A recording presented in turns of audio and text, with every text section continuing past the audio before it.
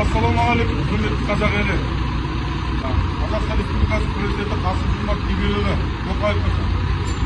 Мына үндеуімді бірінші аладан екінші осы БЖБ мекемесі азаматтарынан бір сағат солидарность көрсетуді сұрап отырмын. Мына Жұмағали Мұратбай ағамызға ауыр ретінде өзім де осы мекеменің азаматымен жұмысшы. Әртүрлі құндылық әрекеттеріне жалған айыптар тағып, күні кеше Астанаға порталмен емделуге өтіп баратқан жерінен 50 грамм медицина 50 грамм наркотик қалтасына соғып айыпсыз абаққа жабыстырды.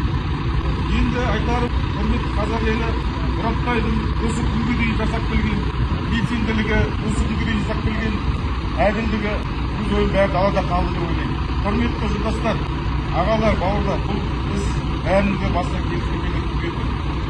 Бүгінгі күнге бір сағат сайда тұрып көру керек. Расыз ба? Бүгінгі күні осы ескертуіміз, бүгін бір сағат сайдарыз. Бүгін мына Жұмағали Мұратбайды абақтыдан шығарылмаған жағдайда ертеңгі күні толық тоқтауды ұйғарып отырмыз. Бүгін маусымның 4-і 2026 жыл.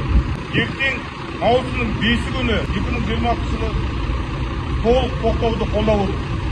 Қолдаймыз ба? Қолдаймыз.